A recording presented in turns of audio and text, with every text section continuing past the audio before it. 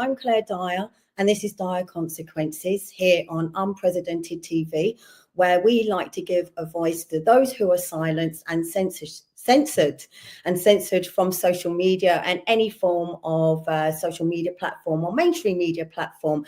And my guest that will be coming up in a few minutes knows only too well what it's like to be censored from all social media platforms apart from Telegram.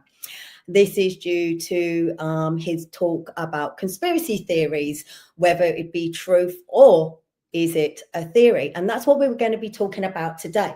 So originally, the term dates back to the late 1800s, used in legal, political, and academic context. Nowadays, it has far more stigma attached. After the assassination of JFK, public skepticism grew and exploded against the official narrative. So in 1967, the CIA circulated a memo to counter growing public distrust. They did this by the aim was to discredit any form of alternative narrative associating these people and labeling them as conspiracy theories through irrationality and paranoia, regardless of the evidence. Today, we were going to be talking to a man who has been very well known within the freedom movement, especially over the last 5 years, but is a self-professed conspiracy theorist for 30 years. And we like to welcome to the show today, Michael Manuel Chaves, aka Mad Mick's Conspiracies. Hello, Mick. Good evening, Claire. Oh, no, sorry. Good morning, Claire. How are you today? Thank you for having me on the show, first of all. You're welcome. You always have a lot to say. I've always watched your channel, and you will talk about anything and everything, and you don't care what people think about what you say. Whether it's truth, whether, as you said, it's conspiracies that you like to make up yourself just to wind people up. But the first question is, because obviously you've been awake or a conspiracy theorist for 30 years now. What was it that made you realize that maybe some things weren't truth? I'll tell you the truth, Claire. It started off, it's got to be 30 odd years ago. When I came out of school, I went to college, I did engineering, and I got my BTEC in engineering. I never went on to work in engineering, but as a young man, early 20s, I went on holiday to Egypt. And I was walking around the Great Pyramid and, all the pyramids actually in Egypt and along the Nile. And I couldn't work out in my mind how it got there, how these stones, in some cases, 100-ton stones were moved and were able to be placed so high up. And it made me think that this is really weird. So I bought a lot of books back then, mainstream books on pyramids and how the pyramids were built and all that. And a lot of the mainstream books, they didn't give me the answers. So then obviously I moved into a more alternative look at how they may have got there. And I don't believe many of these things, but it ranges from aliens to levitation technology to all sorts of magic. And that started me on a journey where I was literally questioning everything. And from there, it went on to JFK and the assassination of JFK. That one was fascinating to me. The amount of gunmen they had in place on the day. Then clearly the moon landings. And this is all in the days before YouTube. So all this had to be done by book. You had to read books and go to libraries. You remember libraries? They're them places where they actually keep books. Our councils are shutting all these places down, all these community assets, so we probably won't have them for much longer. But yeah. Well, everyone's got a mobile phone now. We're all tracked and traced, and they know exactly what books we're reading online and stuff. We'll probably get into that as the conversation goes on. But yeah, that's where it started back in the late 80s, I think, and then it developed from there. But I didn't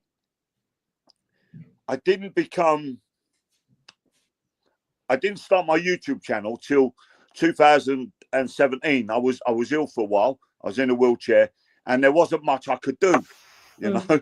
So what I did do was sit in front of my phone, much like I am now, and talk about conspiracies on YouTube. And then the channel got quite popular over the 3 years until 2020. And then, as you know, it all exploded then, because 2020 was like the gift that kept on giving. For a conspiracy theorist, it was relentless. It didn't stop. So I was loving it. I was loving the every day I had something different to talk about, you know, from politicians, Matt Hancock, to magic medications, that once you get this, you can all go back to work, you can all go back to school, we'll have this magic medication and everything will be fine in the world. And then they had their magic medication and we couldn't go back to school and we couldn't go back to work. Oh, well, no, then you'll need another one. No, one more, and then you can go back to school and work. No, 6 more. Yeah. It's funny because I can even remember like posts sort of 5-6 years ago and having, I would say, that psychological conditioning of, you know, the term conspiracy theorist linked to, crazy people. And then for me 5 years ago, it was one thing, which obviously was COVID, and what that the politicians and our prime minister and our mainstream media were telling us. And I thought, well, I know that particular thing you're telling me is not true. And that was all it took. So therefore, you just started questioning everything. And then as the time has gone by, I get labeled a conspiracy theorist. It gets thrown around so easily now because it's a real easy way to shut down anyone who speaks out about anything that counteracts the narrative. But now, looking back, as time's gone on, I can even now see what you're talking about with JFK. Not that I've researched that much about it, but, you know, even 9/11. So would you say that the attacks on 9/11 were an inside job, and were the US government already aware beforehand? What's your answer, or what you've learned from that? Well, 9/11 is one of my favorites, and 9/11 is divided with conspiracy theorists that are pushing the narrative of it being exploded, the building was blown up, when in reality, what I've seen, the evidence I've seen from a fantastic reporter named Dr. Judy Woods, hence the doctor at the front of the word, she looked into it, and her book is massive. The videos she's made are incredible. The conspiracy world have shunned her, but she's put forward that the towers were in actual fact brought down by directed energy weapons, and they were turned to dust. There was very little rubble for buildings that were that tall. There was hardly any rubble. The buildings were quite literally turned to dust. But the only things that didn't turn to dust was paper. At the end of it, like, there was white sheets of paper all over the place, but pretty much everything else that was in the building was turned to dust by these directed energy weapons. Even the cars in the local area, cars that were parked nearby, they were just, the metal had rotted away. It was just crazy. So I've read Judy Wood's book.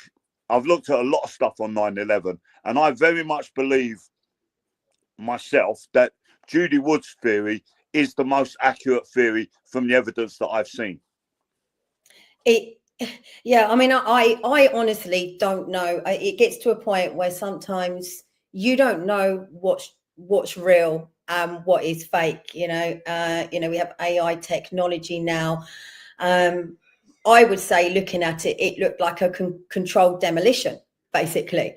And I wonder, you know, a building made, that was made, how a plane could actually take a whole building down.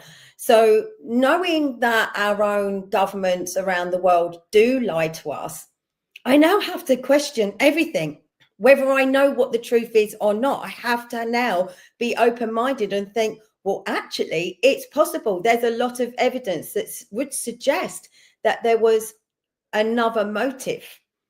Absolutely, Claire. I agree with that. And I've had this, like, my channel, look, see the t-shirt, Mad Mix Conspiracies. I can also see your dog in the background. I can see some legs and head. Oh, yeah. That's an upside down Keith. There's a portrait of him over there. I off track now. Yeah, once you realise that the people in power are prepared to lie to you about something as massive as that, then it's very difficult to take anything on face value after that. Like, you can't help believing that pretty much everything you've been told through your whole life is a lie. And I'm talking about World War II. I'm talking about space, NASA. I'm talking about Donald Trump, the whole works, everything, the war, the two wars that are going on at the moment, everything you have to look at and you think, how much of what I'm seeing, both on mainstream media and on social media, because social media is rampant with untruths. And like you say, AI videos all over the place. So now we live in a world where you don't even know what you can believe. I know, and I think that makes it now really confusing for people. They spend so much time trying to, really depict what is fact, what is fiction, what is real, what isn't. A lot of the time, you're just left confused. So all of the stuff that is actually happening sort of flies under the radar. Because you're distracted all the time. We get a lot of misinformation on our own side, as well as from obviously mainstream media and the government. So I think we are living in a very sort of, scary world as to how do you know what is real. I'm going to ask you about the moon landing. Do you believe that was fake or was that real in 1969? I believe that it was incredibly fake. The video evidence again that I've seen, and like you said, the video evidence that we see could have all been faked as well. The photos I've seen of the moon landings could all be fake, but it looks so incredibly unreal. But I did watch a fascinating video the other day that was about trying to land allegedly they've landed all these stuff on Mars and they can travel around Mars and take samples and take photos. Well, they've realized, and they've tried so many times to actually land a probe, but not a probe, an orbit or whatever they call them things, just to land one on the moon. And every time they try, it keeps crashing. And that's an unmanned probe. But with the moon landings, it worked first time every time. But you try it without somebody on board and they can't do it. And like they just crash, they fall over. It's hilarious to watch. And it makes you think now, like you're watching this stuff now. This is all what countries are trying to do now. And you're like, well, if they can't do it now, how did they do it 60 years ago? And that's the scary thing, that when you realize that like NASA have said themselves in their briefings, we used to have the technology to go to the moon in the 60s, but now we've lost that technology. I'm like, I barely had a house phone in the 60s, and now I've got a computer in my pocket, but you've lost the technology to get back to the moon. So I believe the moon landing was very definitely fake. I believe that NASA is involved in a big way in black ops. I'm not going to go full UFOs and aliens. I'm not sure that I actually am convinced, although I do think that there is something that we don't know about and something that they're trying very hard to keep secret from us. And one day I would love to know about it in my lifetime, but I'm not one of these aliens are invading the world type of conspiracy theorist. I'm more of a everybody's lying to us type of conspiracy theorist. I actually find the whole thing very, very confusing. There's some things that I just haven't read up enough about to say that I could categorically have a statement and say, I believe that's fake or I believe that's real. I just know that I was brought up, and I'm going to use the word indoctrinated, believing that, yes, 100%. I'm not even going to question it. We landed on the moon. Yes, 100%. You know what happened with 9/11 and JFK. I just would have automatically bought and believed whatever I was told until 2020. And even 3 years ago, I still thought, in my opinion, was, yeah, chemtrails, that's conspiracy theory. So although I'm being labeled a conspiracy theorist for my thoughts on COVID, which I wholeheartedly believe in because I researched all of it, and I just knew they were lying, I still thought even chemtrails was, until I thought, you know what, I am going to start looking into this because I have got to question everything.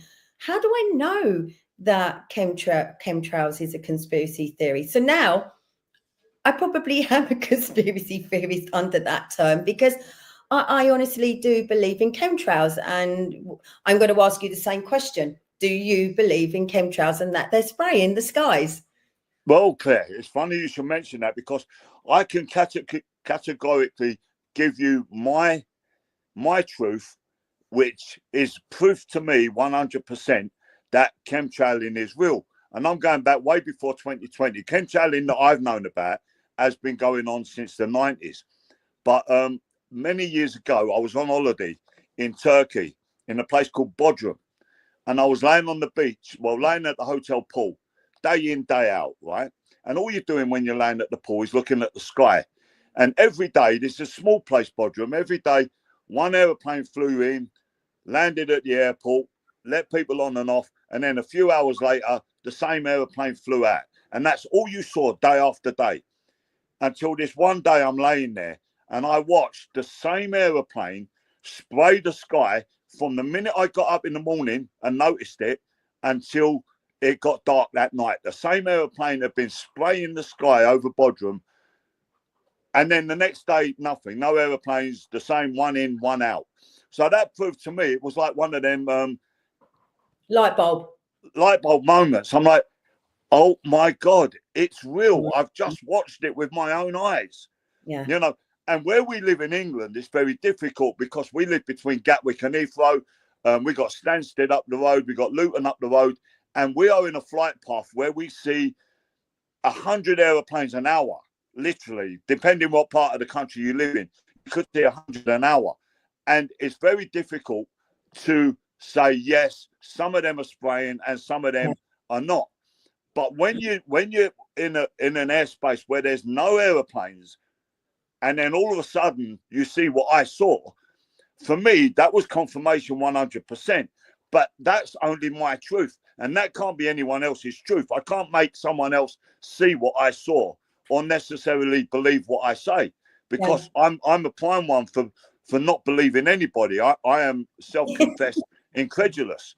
And I believe that everybody who I speak to is going to lie to me for one reason or another, you know. And I've learned that in what we could call the anti-vax movement. You know, I've been an anti-vaxxer since 2020. And I've learned that everyone is trying to lie to you. And then they're generally trying to sell you a bill of goods as well. Yeah. You know, me and you have been to places together, shoulder to shoulder, where people on social media have convinced other normal human beings to stop paying their mortgages. Yeah. And then they've had their houses repossessed. And me and you have been stood there trying to stop the bailiffs from repossessing someone's house, knowing that when we go home and when we're tucked up nicely in bed, the bailiffs are just going to come back and repossess the house. Yeah. But idiots on social media have been telling people, oh, you don't have to pay your mortgage. You're a free man of the land. You're a common law, whatever. And you don't have to pay your bills anymore. Well, I was going to say, this is the problem. There is misinformation on both sides. So it makes it very hard to be able to work out what is true and what isn't. And I think it takes a real strong critical mind. I mean, just going back to chemtrails, as I said, you know, I didn't believe it. I believed it was a conspiracy theory. And I can't claim to have 20 years research in, obviously, you know, planes, the sky or anything like that. But the world that I have obviously shifted into, I do know of these people. You know, somebody who's pretty much an expert or has studied and researched in a lot of these things. And for me, it was the same thing. I just started looking and looking up. And I just thought, you can tell the difference. And I remember saying to somebody, who I would say 2 years ago didn't believe it. And I was having sort of, I'm not going to say arguments, but debates with them, obviously, as people like us do when we're trying to awaken people to what's going on in the world in general. And I said, but hold on a minute. They're saying, oh, no, that's not true. And I said, but they spray the skies in Dubai when they haven't had rain for a long time by obviously flying drones or planes up into the cloud? And they went, oh, yeah, they've been doing that for years. And I went, but they're not doing it anywhere else in the world. So if they have the technology and they've been telling you that they've been doing it for years in Dubai, why would you think that they wouldn't be doing it anywhere else and for their own agenda? And now we have them telling us that they're going to start dimming the sun. I believe they're already doing it. But now they're telling us. They always have to tell us after the fact. And then that does move on to COVID, and it moves on to the World Economic Forum. I mean, do you remember, I don't know, myself, 3-4 years ago saying, this is an agenda. You've got Agenda 20, Agenda 30, the World Economic Forum, and everyone's going, that's a conspiracy theory. Now they're telling us for the last year, and no one's questioning it now. So they always tell you after the fact. Yeah. And you know what's mad? Like, as a conspiracy theorist, we sit back and now we're like, see, told you so. Because all the stuff we've been saying, like when Sir Keir Starmer openly says that because of climate change, we're going to block out the sun and we're going to use aerosols out the back of aeroplanes to do it. And like your jaw just drops. You're like, we've been telling them that. But the thing with me, Claire, is that if Sir Keir Starmer's telling me it's to block out the sun, then straight away I don't believe him because he's a politician liar. So what is it really for? What's the real reason? Because they'll never tell us the real reason. They know that now everybody knows it's happening, so they have to give a reason. But I bet that's not the real reason. So as you were saying, once they started coming out with these truths, and I've heard this said by a lot of people that have been awake, for 10, 20, 30, 40 years, because they're like, how do you think we feel? We've been awake for years. You've only just been awake for a couple. And I'm kind of like, well, you should be pleased now that there's more of us. So I try to say to people, do you really think that millions and millions of people around the world just suddenly woke up one day and went mad and went crazy and all started spouting the same thing? Because it actually does originate with that one light bulb moment. For you, it was researching about Egypt 30 odd years ago. For me, obviously, it was COVID. For a lot of people, they're still waking up, and they're waking up to the current agenda. And then they're going back over things because, like you said, when you realize they've lied, you start questioning everything. And then you suddenly have a different viewpoint. So for all of you that have been awake for all of this time and then moving into 2020, you must have felt like now you weren't so alone. And then, what did you then move on to in 2020? What did you start doing actively with direct action? Our direct action back in 2020 was, first of all, many of us gathered together, were trying to go against the lockdown rules. You will not lock us in our home. You will not tell us how many people we can stand in the street with. And that's where me and you first met all them years ago at a stand in the park. And then we come together, and what we were doing back in those days as well, apart from going to massive protests in London and arguing with the police an awful lot, I'll get back to the protests in a second. We were holding yellow boards, with slogans on, trying to warn people that. And that's what we do now. Yeah, well, yes, I've seen you do it, and that started way back in the COVID days, where we were trying to warn people of the dangers of taking an untested medication, and that was all I was concerned about back in those days. I was concerned about what ramifications, what side effects could happen to people taking a medication that's been rushed out in less than 8 months. And that was my biggest concern. and trying to stop people from partaking in that when they told us, like from the government sources themselves, that people of my age, if you're not an elderly person with medical conditions, you have a very low chance of getting ill from this thing.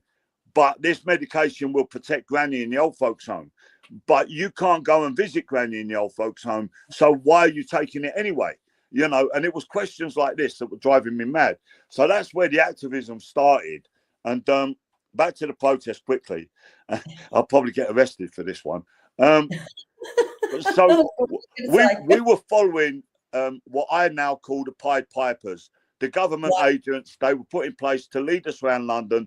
We were following them on marches where the police said everything's okay, you can march down that way, and they did it, and they got their police permission, and it was all government handled. And I had had enough of it. When I realised the truth, what was going on within the movement, I had had enough, and I said on my channel, I'm done with this. I'm not going to any more of these set up protests. People on my channel message me in the comment section, Mick, you've got a big following, you do something. It has to be done during the week. Keep walking around London on a Saturday isn't working. So I had to put my money where my mouth was. You know, these people had literally called me out, you know, don't bitch about it, do something about it.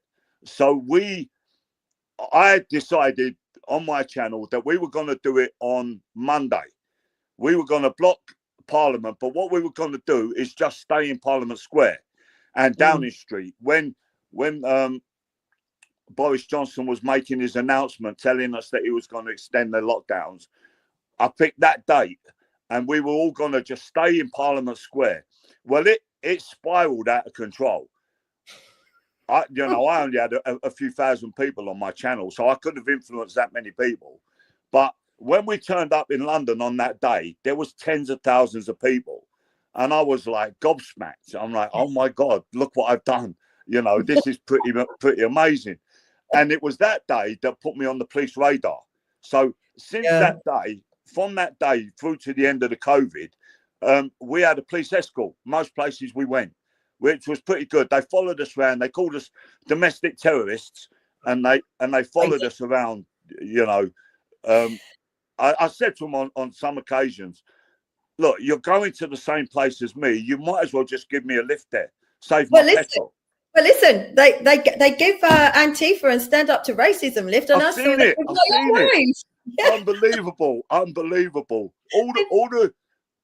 All the paid protesters, like the George Soros, funded protests, they get carried. When we first met them at the libraries, when we did the drag queens at libraries, that's where we first came across Antifa.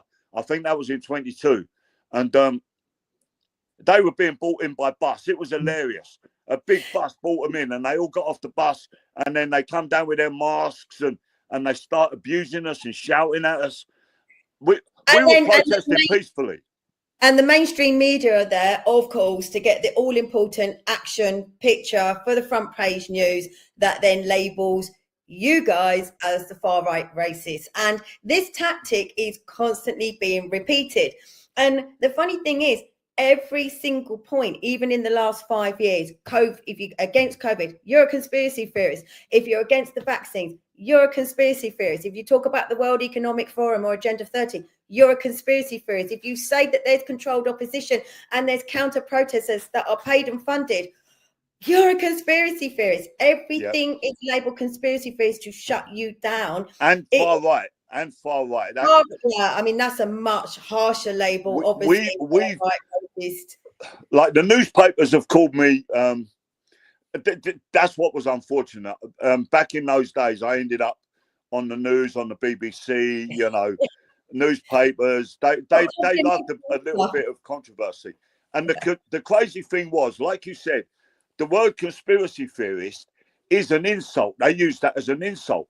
So when they found someone who's called his own channel Mad Mix Conspiracies, well, they jumped all over that like it was the gift that kept on giving. You know, they're like, oh, wow, the leading anti-vaxxer, they called me the anti-vax leader, is a mad conspiracy theorist by his own admission.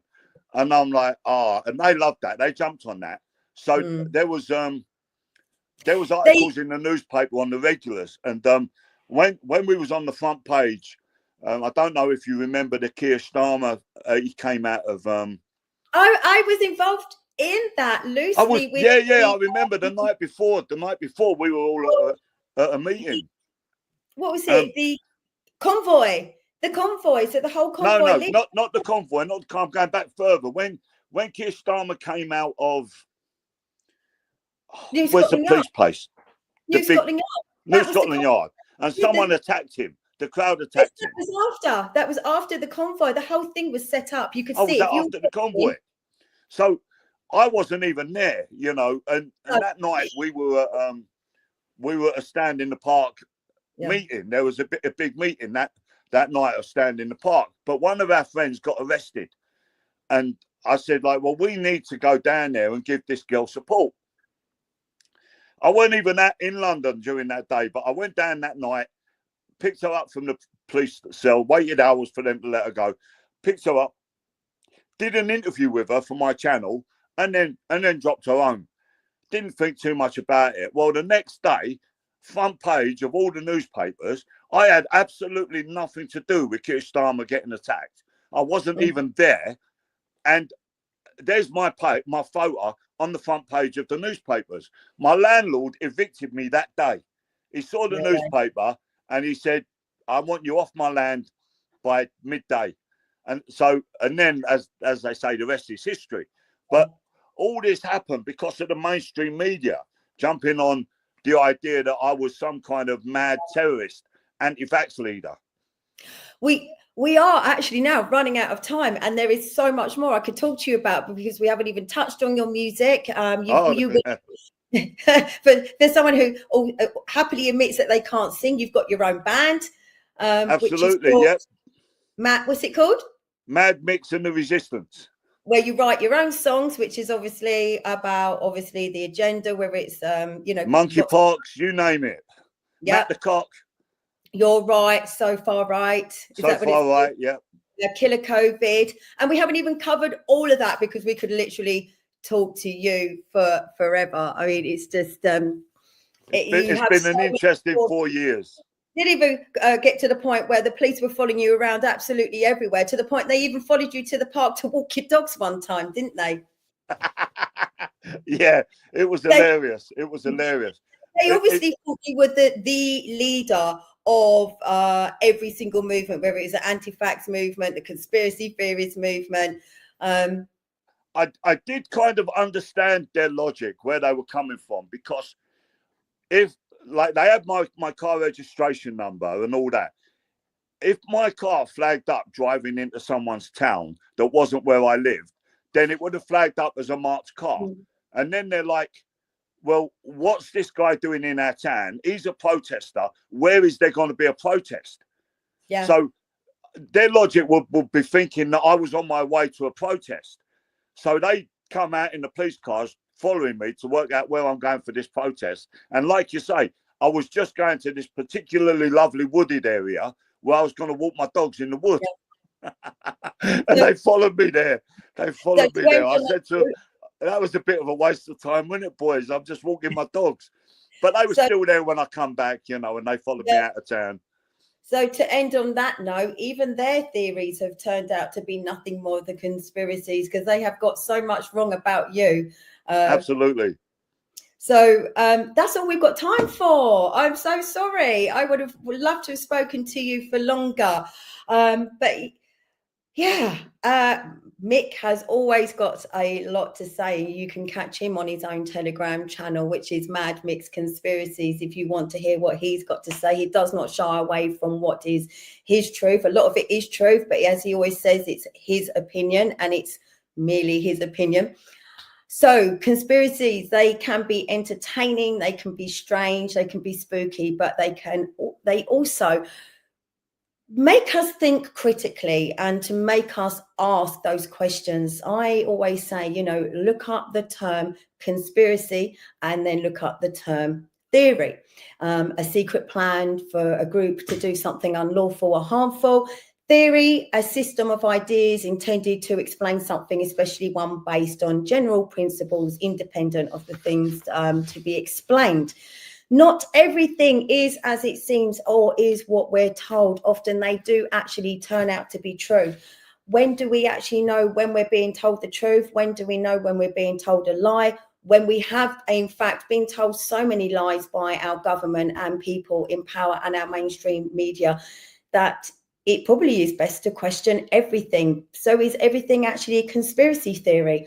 What I would probably say is to remember the only difference between a conspiracy theory is the truth, and the truth is about 2 to 5 years, because ultimately a lot of them end up coming true in that time. Anyway, that is all we have time for. This has been myself, Claire Dyer, on Dire Consequences here on Unprecedented TV. There are many more shows coming up. You will find us on YouTube and also on X. But thank you for tuning in, and hopefully we'll see you again soon. Thank you.